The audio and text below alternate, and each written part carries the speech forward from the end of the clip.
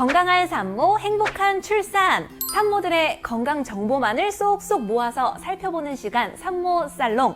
오늘의 주제는요. 자기야, 나 임신인가 봐.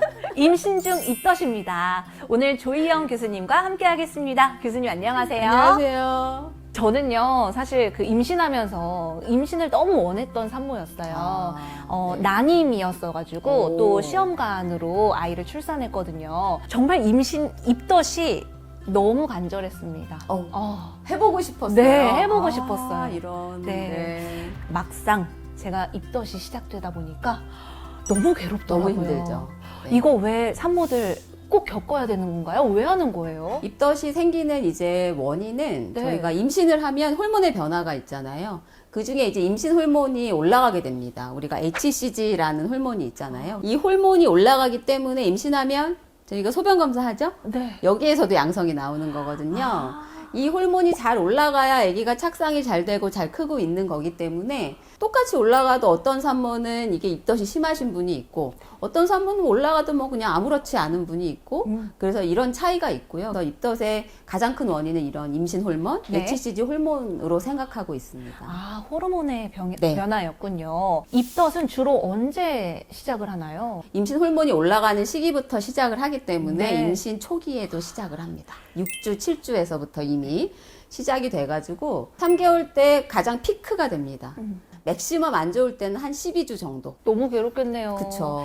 네. 저는 언제 그랬냐는 듯이 딱 12주 되니까 없어지더라고요. 되게 운이 좋으신 그래서 거예요. 운이 네. 정말 좋았다라고 맞습니다. 생각을 했는데 네. 출산 전까지 계속 입덧을 하는 친구도 봤어요. 있습니다. 네. 굉장히 괴로워하더라고요. 힘들어하죠. 네. 계속. 네. 이 입덧하면서 사실 또 걱정되는 것 중에 네. 하나가 이러다가 조산 위험이 좀 있지 않을까라는 생각을 해요. 이런 건 또 연관이 있나요? 애기 유산이 되는 게 아닌가라는 걱정을 많이 하시는데 입덧과 사실은 유산은 크게 관련은 없습니다. 관련은 그렇군요. 없고 오히려 입덧이 심하신 분은 임신 호르몬이 그만큼 잘 올라가고 있다고 생각을 해서 임신이 잘 유지되고 있어요. 제가 이렇게 말씀드리기도 합니다. 모든 경우가 다 그런 건 아니지만 네. 그렇게 위로의 말씀을 드리기도 합니다. 네. 그렇군요. 네. 이 입덧이란 게 사실 좀 막을 수 있다면 좀 막고 싶다라고 생각하시는 분들도 있을 것 같아서 네. 어떻게 하면 입덧을 최소화할 수 있을까요? 입덧이 사실 이제 우리 몸의 호르몬에 대한 반응이잖아요. 그래서 이게 최소화하기는 사실 어렵지만 약이 요새 잘 나와 있거든요. 입덧 약이. 그리고 안전성이 다 확보된 약이어서 저는 입덧이 심하신 분은 약을 처방을 해드립니다. 이 약은 벌써 유럽이나 캐나다에서 굉장히 오랫동안 사용해 왔던 약이고 안전성이 확보된 약이어서 저는 입덧으로 그렇게 괴롭고 삶의 질이 저하되는 것보다는 약을 먹어서 조절하는 것이 더 좋다고 얘기를 하고요. 컨디션에 따라서도 또 달라지기 때문에 그럴 때 밖에 나가서 친구도 만나고 수다도 떨고 그다음에 따뜻한 티 한 잔이 또 도움이 됩니다. 그래서 티도 이제 규칙적으로 마셔주는 습관을 들이고 이렇게 하도록 권하고 있습니다. 그렇군요. 시간이 해결해주는 문제거든요. 시간이 지나면 해결은 됩니다. 하지만 그 시간을 어떻게 보내는지는 산모분들마다 다를 수 있습니다. 산모살롱 코너 속의 코너인데요. 교수님, 첫 번째 질문 부탁드릴게요. 네, 제가 뽑아보겠습니다. 네. 힘차게 저어서 분홍색을 뽑겠습니다. 네. 뽑아주셨습니다. 저는 입덧 말고 먹덧이 왔어요. 먹덧 원래 있는 건가요? 신랑이 단순 식욕인데 핑계 대려고 하는 말이야 라고 해서 더 속상하네요. 네. 먹덧이라고 이제 산모들이 얘기하는데 입덧의 이제 영어 명칭이 모닝 시크니스거든요. 그러니까 아침에 입덧이 심합니다. 근데 이제 엄마들이 또 어떻게 느끼냐 하면 속이 울렁울렁 거려요. 그래서 근데 먹고 나면 좀 좋아지거든요. 맞아요. 그래서 이제 이걸 먹덧이라고 하는데 계속 그래서 먹게 돼요. 그래서. 네, 맞습니다. 그럴 때 음식을 계속 먹기 시작하면 우리가 필요한 칼로리보다 너무 많이 먹게 되거든요. 그러면 이제 임신 초반에 몸무게가 너무 많이 늘어서 그럴 때는 비스켓이나 야채 스틱 같은 거 한두 개를 딱 먹어주면 울렁거림이 좀 가라앉거든요. 그래서 그때 먹을 수 있는 나의 간식을 좀 정해놔야 돼요.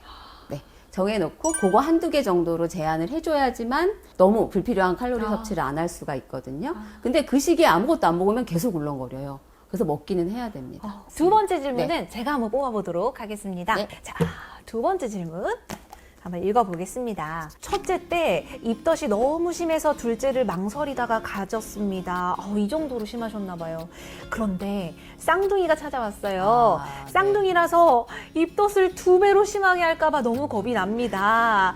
너무 고민이 될 것 고민이 같은데요. 됩니다. 일단 첫째 때 입덧이 심했다. 이제 둘째가 찾아왔는데 둘째도 입덧이 그것처럼 심할 거라는 생각은 안 하셔도 됩니다. 오. 네, 굉장히 다릅니다. 첫째, 둘째가. 쌍둥이인 경우는 저희가 그 입덧의 가장 중요한 원인이 임신 호르몬의 증가라고 말씀드렸잖아요. 네. 쌍둥이는 사실 이 임신 호르몬의 증가가 단테 네. 한 명 있는 아기보다 더 많이 올라갈 수 있어요? 그럼요. 올라가야 됩니다. 사실 쌍둥이가. 2배로 더 뛰는 건가요? 네. 그렇기 때문에 입덧의 가능성이 더 있을 수는 있죠. 하지만 첫째 입덧이 심했다고 둘째까지 절대로 모든 엄마들이 다 심하지는 않습니다. 그래서 입덧 때문에 둘째가 지시는 걸 망설이실 필요는 없습니다. 네. 아하. 자, 마지막 질문인데요. 임신 전에 오징어를 너무 좋아했습니다. 오징어를 매일같이 달고 살았는데 요즘에는 오징어만 보면 입덧이 너무 심해집니다. 특정 음식에 반응하는 것은 아이가 싫어하는 거라던데 그게 사실인가요?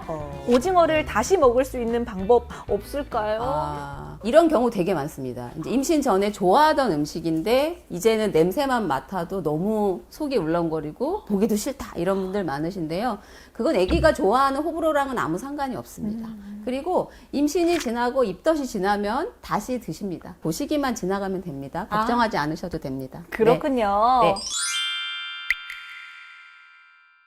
입덧이 좀 심하다 보면 뭐 주위에서 가족들이나 지인들이 나 때는 그렇게 안 했는데 너 좀 유별난 것 같다 이렇게 좀 얘기들 하시거든요. 그러면 마음에 상처를 받아요. 그럼요. 네. 그런 주위 지인들과 가족들에게도 좀 우리 조희영 교수님께서 한마디 해주신다면. 임신이라는 과정은 산모도 한 번도 겪어보지 못한 거거든요. 일생을 살면서. 그래서 이런 증상이 왔을 때 가장 힘들어하고 가장 당황스러운 거는 산모 자신이거든요. 유별난 게 아닙니다. 산모가 그러고 싶어서 그러는 건 아니거든요. 근데 내 몸이 그렇게 반응하는 걸 산모도 어쩔 수 없는 경우가 입덧입니다. 그래서 남편분들 이해해 주시고 그 다음에 되도록이면 아내가 먹을 수 있는 음식을 좀 찾도록 노력해 주시고 시기가 지나갑니다. 임신 내내 그런 거는 아니니까 그 시기에 정서적 지지가 굉장히 산모에게 중요하다는 거 꼭 기억해 주셨으면 좋겠습니다. 감사드립니다, 교수님.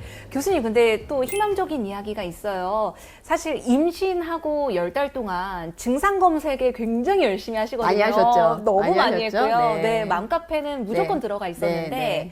우리 서울대학교 병원에 이런 임산부들을 위한 챗이 있다고요? 제가 챗봇을 만들었습니다. 이 챗봇의 이름은 닥터조이고요.